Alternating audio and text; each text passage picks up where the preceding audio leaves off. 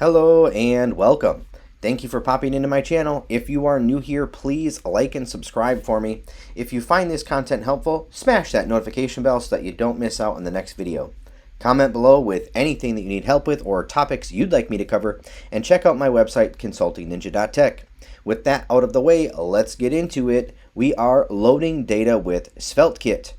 I have covered a little bit of this previously, but there's so much more. I wanted to do another video and cover some of the things that I didn't get a chance to cover in the first video. Inside of this SvelteKit application, I just have a few pages, and I went through previously loading some data using a page.js and a layout.js, but some of the things that I didn't cover are this.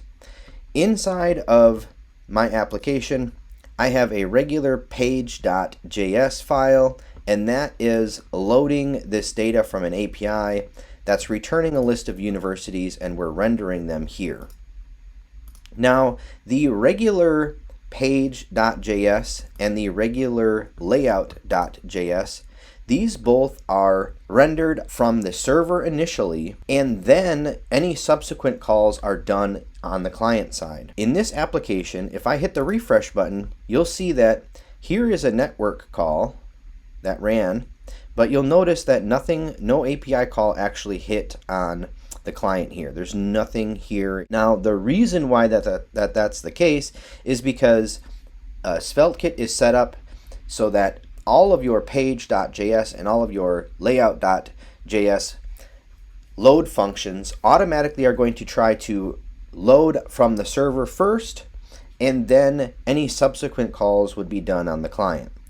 So that's how this data is already available, even though no API call has been made here. Another thing that I want to point out is that the default for your links in SvelteKit is to have the data, any data for that page, prefetched. Now, what do I mean by that? Watch the network tab down here, down in this area, as I hover over the courses page. So the courses page has some data that is supposed to be loaded, and it is supposed to be loaded by the load function in a page.js file. And if I hover my mouse, you'll see immediately that API call is fired off before I've even clicked the button. Now, that is the default. So inside of our navbar.svelte, you'll see that all we have here are some plain Jane A tags. There is nothing special here. And I will point out here, what is going on is that the default now in SvelteKit 1.0 is to have, there used to be a prop called data, there it is, auto-completing for me. In fact, it used to be called data-SvelteKit-prefetch, and now they've changed it to preload-data, and by default, this is turned on. And if you look at the documentation, under link options, way down at the bottom on advanced, there's this link options section, and you can read through what's actually happening here. But the part that makes the magic happen, and the part to pay attention to here, is that the default project template has that attribute applied to the body element in the source app.html. So by default, every link in your application is going to be trying to prefetch data. If you don't want that behavior, this is where you would want to remove it. However, I don't see a reason why you would want to do that, because not everybody has a 5G connection. So I don't think that you really lose anything by doing it, but it is here, and I want to point it out because it is the default. So that is what's happening on hover. And when you hover, it is then the client, since it's a plus page.js, it is the client side here in the browser making that API call. And so if I click, that call is in fact already been made, and the data is already there. So that's really cool.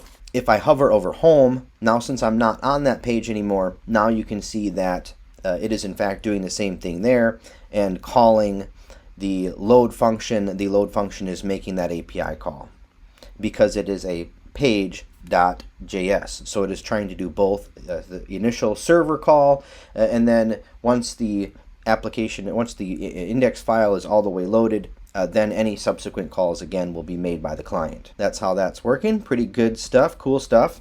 It makes sense, right? Any questions about that so far? Comment below with what you guys think about this.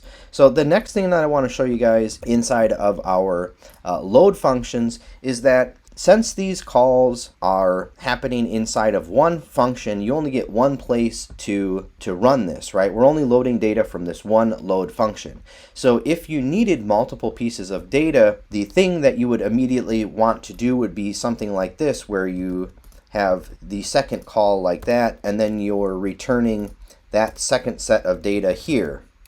Well, the problem is if you need two pieces of data inside of your load function, it's going to have to run one, wait for that to finish, and then run the next one. This is called a waterfall. You might be familiar with it. If you're not, this is also talked about in the documentation. So you can go look there, just type in waterfall in the search bar and it'll come up.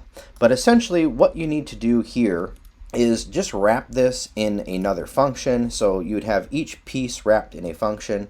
So you just do, const and call this, fetch universities, and have this be an anonymous function like so, and make sure to have this in async so that we can await things inside. And then just copy and paste your code as before in here, and now we're just returning the U data. You can cut this out, and then here you just return universities and just return the fetch universities function directly like this. Now the documentation will point out that any top level promises, it will wait to resolve them. So you can call as many of these as you want and return them all, and they will resolve inside of your code. So if I save this and then I go back to home, you can see it makes that call, the data is there, everything works exactly as it did. And in fact, inside of that page, I didn't change anything. It's still pulling the data.universities, and I'm just stringifying the entire array. So my initial thought when I seen that was, oh, this is great. Now I can pair that with the hashtag await functionality that we have, and I can await data like that, and then do a paragraph and say loading, and then do a then value, and inside of here I would do my each. So just cut that and paste that here, and then have my catch catch error, and say paragraph error loading dot and then the error, and then this slash await like that. And if I give that a save, and then here we are, you can see that, and let's give it a refresh. You can see that it makes the call, the data still comes through. What you'll notice though is you did not see any loading, you did not see anything else. You essentially are never going to get the pending status. You will get the error still if there is an error, and you'll obviously still get this, and you could add in some stuff here. So you could say, if you needed to put some other stuff in here, loaded data is ... and if I save this, then you'll see there we have all of that data. I'll put it inside of the loop there on accident. So there you'd have, whatever additional stuff would still show up, but you're essentially never going to get that pending status. It's either going to have already failed by the time the client gets it, or will have been successful and the value is going to be there.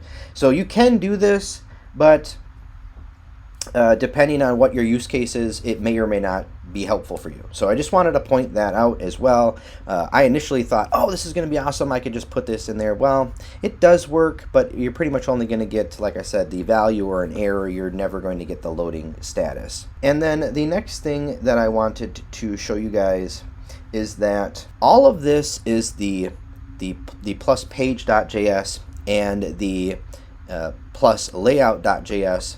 But there's two more of these, and they're just the same thing, but they add .server. So if you wanted to force these to only ever run on the server, let's say you are using some sort of private key in your API or something like that, an private environment variable that you needed to access and you didn't want anybody else to access it, and you want to make sure that these are never running on the client, you can do that super easily. All you need to do is change this plus page.js, and I'm going to rename this right here, right now, to plus page.server.js, just like that. And then let's just give this a refresh, and you'll see that there is our data, everything loaded just the same. The difference, you will see, it is making that call over the server. It's not making the call in the client. That is how you use a server style load on the server only. You just add the .server to your either plus page.js or plus layout.js, and it will only ever run from the server. Your client will never try to make that call. All right, so there is some more stuff, the rest of the load functionality using SvelteKit. I hope that you guys have found this video helpful. If you did, please like and subscribe. Give a thumbs up to the video. I would appreciate it. And as always, have a great day.